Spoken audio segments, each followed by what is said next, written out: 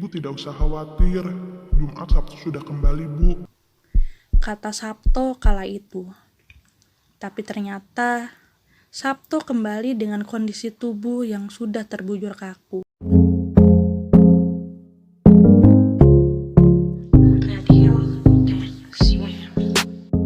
Assalamualaikum pendengar setia Radio 10 cm dimanapun Anda berada.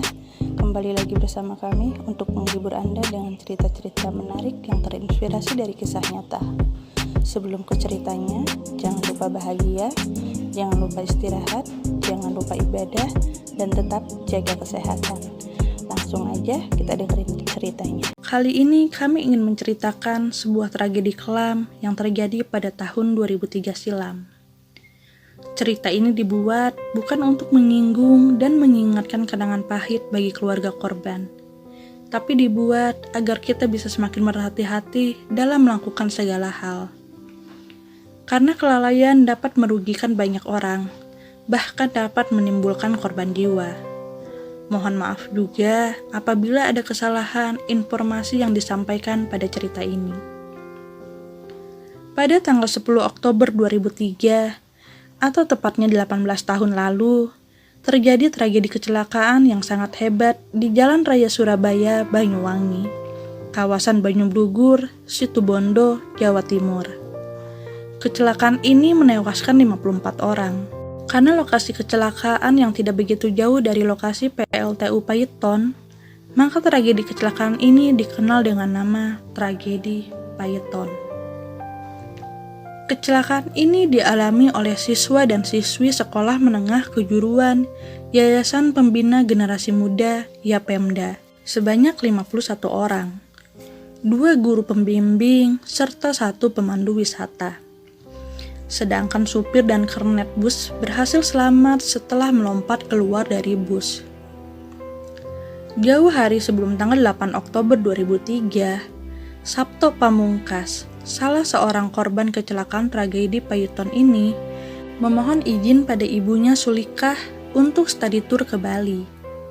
Sang ibu sempat tidak mengizinkan anaknya karena memiliki firasat yang tidak enak. Tapi karena sang anak kekeh untuk ikut, akhirnya Sulikah pun mengalah dan mengizinkan anaknya. Tidak terlintas sedikit pun dalam benaknya bahwa firasat buruknya itu akan benar-benar terjadi. Ia melepas kepergian anaknya dengan sukacita pada Rabu malam 8 Oktober 2003. Ibu tidak usah khawatir, Jumat Sabtu sudah kembali, Bu. Kata Sabto kala itu.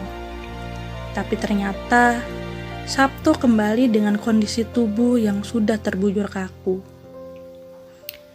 Pada tanggal 8 Oktober 2003, semua siswa kelas 2 dan guru pembimbing mulai melakukan perjalanan.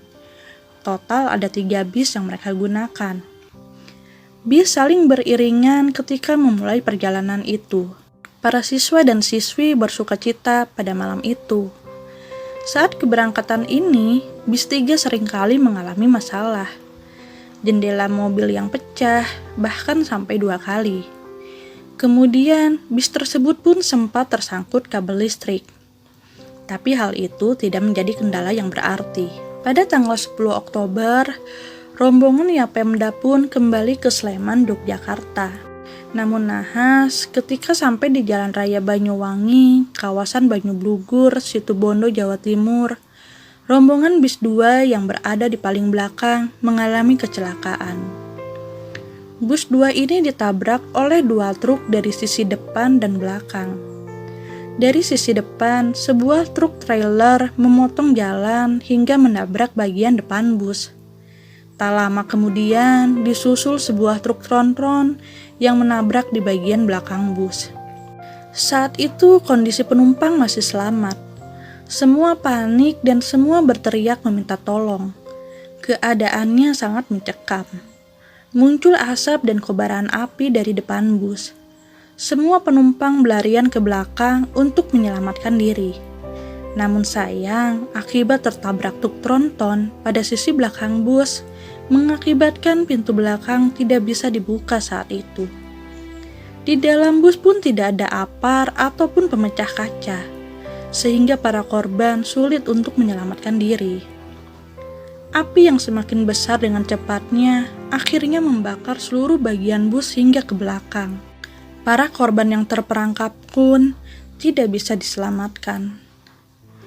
Setelah kejadian itu, selama 5 jam, para korban baru berhasil dievakuasi semua.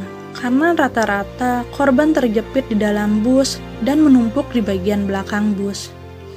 Para korban kemudian dibawa ke rumah sakit RSUD Situbondo. Para pihak terkait berusaha keras untuk melakukan identifikasi pada para korban, karena kondisi korban sudah tidak utuh dan hangus terbakar.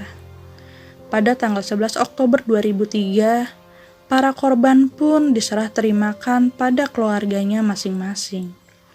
Walaupun masih ada 14 korban yang belum berhasil diidentifikasi, tetapi pada akhirnya diambil keputusan ke-14 korban ini dibagikan pada 14 keluarga korban yang belum menerima jenazah. Iring-iringan mobil ambulan mengantarkan seluruh korban dari rumah sakit Situbondo pada keluarganya masing-masing. Serah terima dilakukan di SMK Yapemda. Hujan air mata dari keluarga korban mengiringi prosesi tersebut. Banyak keluarga korban yang jatuh pingsan karena tidak kuasa dengan kesedihan. Setelah dilakukan sholat jenazah, para korban pun dimakamkan oleh keluarga masing-masing. Dari kejadian ini, sopir truk trailer dan kernetnya menjadi tersangka karena dianggap lalai dalam berkemudi, hingga menyebabkan orang meninggal dunia. Selain itu, sopir bis dan kernetnya yang berhasil selamat setelah melompat keluar dari bis ditetapkan sebagai tersangka karena dianggap tidak maksimal dalam menolong korban. Sebelum mengakhiri kisah ini, mari teman-teman semua sejenak kita kirimkan Al-Fatihah bagi para korban dalam musibah ini. Semoga para korban mendapatkan tempat terbaik di sisi Allah Subhanahu wa Ta'ala. Amin ya Robbal 'Alamin. أعوذ بالله من الشيطان الرجيم بسم الله الرحمن الرحيم الحمد لله رب العالمين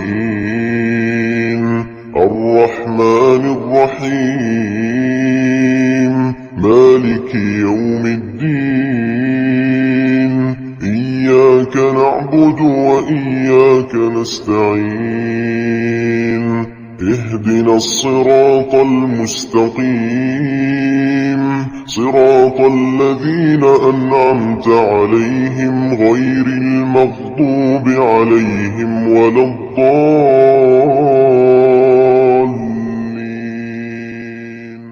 Itu dia ceritanya, semoga ada hikmah yang bisa kita petik dari cerita kali ini. Sampai bertemu dengan cerita-cerita selanjutnya.